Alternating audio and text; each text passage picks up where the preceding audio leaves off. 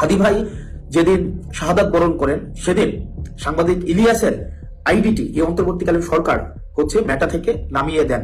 অর্থাৎ মেটাকে এই সরকার যদি চায় তাহলে সাংবাদিক ইলিয়াসকে অ্যানার্কিস্ট হিসাবে বিবেচনা করে তার আইডিটি মেটা থেকে সরিয়ে দেওয়া হয়, ফেসবুক থেকে সরিয়ে দেওয়া হয়, এবং সরকার চেয়েছে এবং সেটি পেরেছে। সরকারের কাছে প্রশ্ন, গত 1.5 বছর যাবত আওয়ামী লীগ সম্পৃক্ত যে আইডি গুলো আছে, যারা সোশ্যাল মিডিয়াতে সোশ্যালি অ্যানার্কি তৈরি করছে, সেই আইডির বিরুদ্ধে আপনারা এখনো পর্যন্ত কোনো ব্যবস্থা নেননি।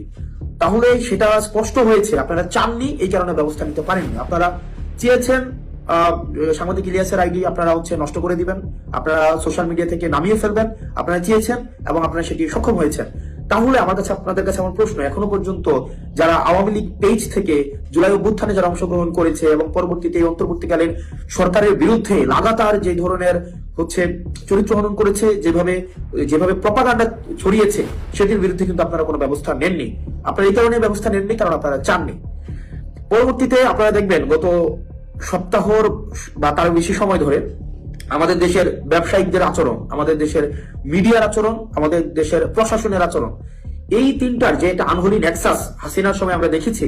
হাসিনাকে কাল্ট বানানোর ক্ষেত্রে মিডিয়াকে আমরা দেখেছি যে একটা হাসিনার যে সেবাদাস হতে মিডিয়া ইচ্ছাকৃতভাবে অনিচ্ছাকৃতভাবে তৈলমর্ধনের মধ্য দিয়ে আমরা দেখেছি হাসিনাকে কাল্ট বানিয়েছে। একই সাথে সাথে আমরা ব্যবসায়িক কমিউনিটিকে দেখেছি যে কিভাবে হাসিনাকে বারবার আমরা, যেমন আপনি দেখবেন যে সমকালের আবুল কালাম আজাদ, একে আজাদ নামে পরিচিত, চ্যানেল 24-এর, আমরা দেখেছি 2 আগস্ট উনি বলেছেন হাসিনা সরকার বারবার দরকার এবং আমরা আপনার হাতকে শক্তিশালী করব।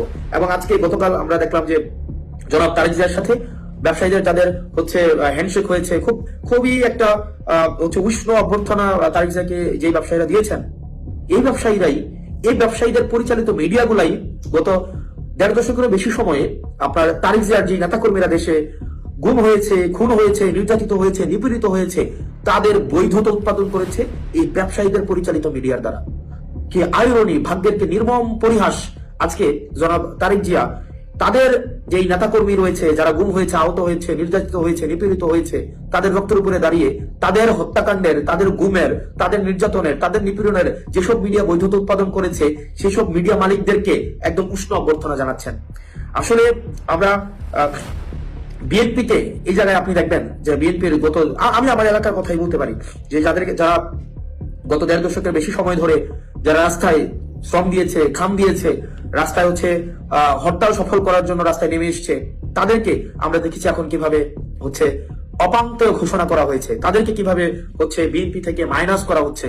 অথচ আমরা দেখছি 5 আগস্টের পরবর্তী সময়ে যারা বিএনপিকে একটা রাজনৈতিক দল হিসেবে বিবেচনা করেছে, বিএনপিকে যারা হত্যাযোগ্য করে তুলেছে, যেসব মিডিয়া বিএনপিকে আগুন সন্ত্রাস হিসেবে বিবেচনা করেছে, সময় টেলিভিশন এবং 71 টেলিভিশনের মতো টেলিভিশনের মালিকদেরকে আমরা যখন দেখি জনাব তারেক যে উষ্ণ অভ্যর্থনা দিচ্ছেন, সেটি আসলে আমি কিভাবে নেই সেটা মুখ্য না।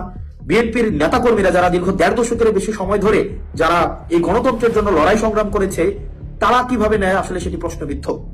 এবং আমরা দেখতে পাচ্ছি, এবং নির্বাচনের আগেই এই ব্যবসায়িক নেক্সাস, যে মিডিয়া মাফিয়া এবং যে প্রশাসন যেভাবে তারেক জিয়াকে মাফিয়া বানানোর যে চক্রান্ত করছে, তারা বিএনপি থেকে এখন বড় বিএনপি হয়ে উঠছে।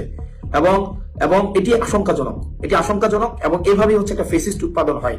এভাবেই যখন সবাই এই 1.5 দশকের বেশি সময়ে বিএনপির যে গণতন্ত্রকে একটা অংশগ্রহণমূলক একটা নির্বাচনের জন্য তাদের যে ত্যাগ, তাদের যেই শ্রম, তাদের যেই বিএনপির একজন নেতাকর্মী বাদ নাই যে যাদের বিরুদ্ধে মামলা হয়নি, কেউ ঘরে ঘুমাইতে পারে নাই, এরকম অনেকে আছে যারা ঘরে ঘুমাইতে পারে নাই। অথচ আজকে আমরা দেখতে পাচ্ছি ওইসব ব্যবসায়ীরা, ওইসব মিডিয়ারা এবং ওইসব প্রশাসনই বিএনপির সবচেয়ে কাছের, বিএনপি থেকে আরো বড় বিএনপি হয়ে উঠছে, যেগুলো আসলে আমাদেরকে আশাহত করে। এবং পরবর্তী বাংলাদেশটা আসলে কোন দিকে যেতে পারে এবং পরবর্তী বাংলাদেশটা রূপরেখাটা কেমন হতে পারে, এবং যেই মিডিয়া, ব্যবসায়ী এবং প্রশাসনের যে আনহোলি নেক্সাসে আমরা চাইবো না যে জনাব তারেক জিয়া সাহেব এই নেক্সাসের মধ্যে পড়ে যান। আমরা চাই যে গণতান্ত্রিক উত্তরণের যেই পথ উন্মোচিত হওয়ার রাস্তা উন্মুক্ত হয়েছে সেটি প্রসারিত হোক। আমরা চাই না এই আনহোলি নেক্সাসের মধ্যে পড়ে আবার বাংলাদেশ আবার পশ্চাৎপদ কোন একটা